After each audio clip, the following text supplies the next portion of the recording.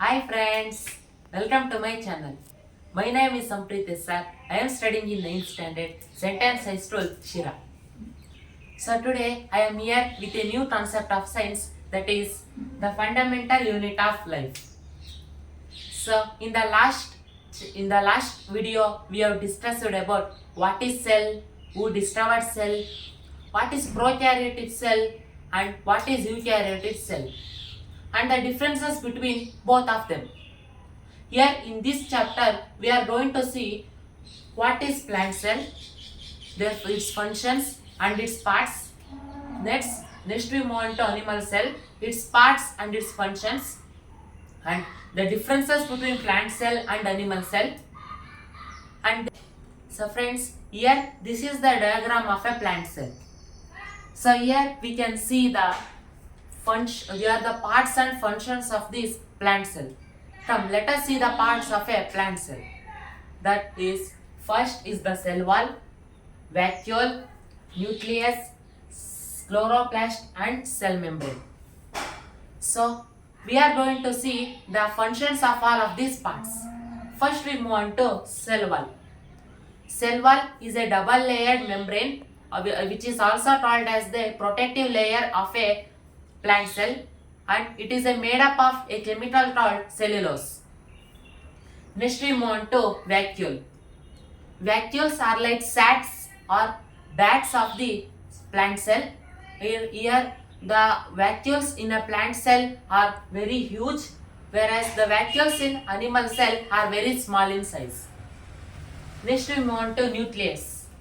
Nucleus is a part of a plant cell which is the functions in the plant cell.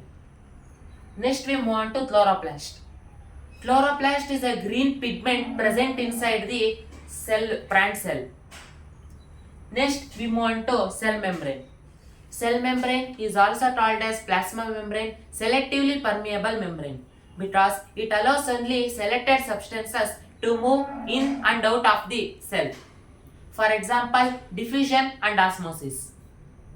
So let us move on to animal cell. And by the way, this is the diagram of a plant cell. These are all the parts, and we also saw the functions of all of these parts. So let us move on to animal cell. So friends, let us move on to animal cell. And we can see the parts and functions over here. First is the cell membrane, Golgi complex, cytoplasm, ribosomes, endoplasmic reticulum, and this is the nucleus, this is the lysosomes, and this is the centriole, and this is the mitochondria. So let us see the functions of all of these parts. First is the cell membrane. We already know cell membrane is also called as plasma membrane and selectively permeable membrane, because it allows only selected substances to move in and out of the cell. And here we have Golgi complex.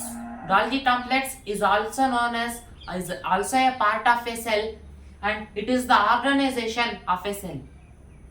Next we move on to cytoplasm.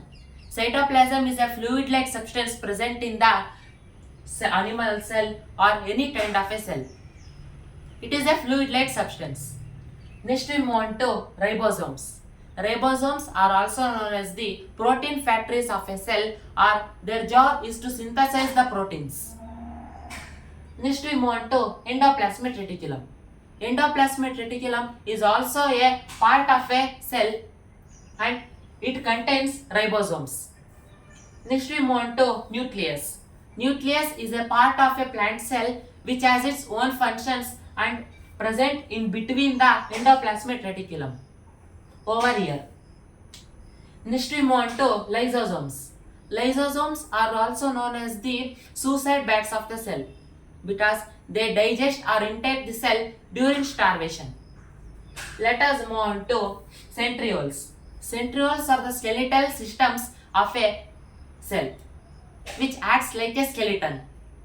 Next we move on to mitochondria. Mitochondria is also known as the powerhouse of the cell. So friends, this is the diagram of a animal cell, and these are all the parts, and we also saw the differences of them. And also we are going to see the differences, and we also saw the functions of these parts. let us move on to differences between plant cell and animal cell. So friends, let us move on to the differences between animal cell and plant cell. So whereas in animal cell do not have cell wall, whereas plant cell have well defined cell wall which is made up of a chemical called cellulose.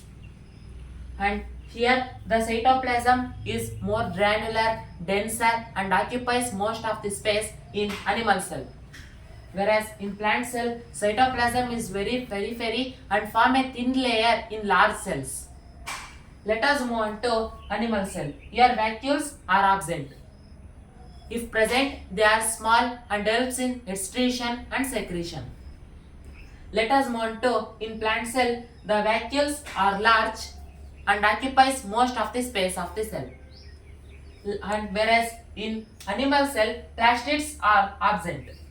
In plant cell, plastids are present such as leucoplast and chloroplast.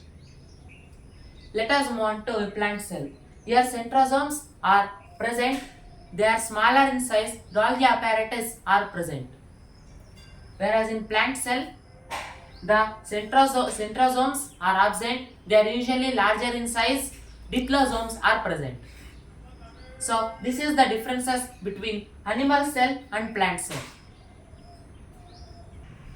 So friends, in this chapter we have learnt about plant cell and animal cell.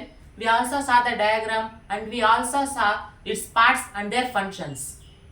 And we also learnt about the differences between animal cell and plant cell. So this ends the chapter of fundamental unit of life, that is cell. So in the next upcoming video, I am going to come with a new concept. Until then wait, thank you for watching, subscribe my channel, I'll see you in the next video, bye.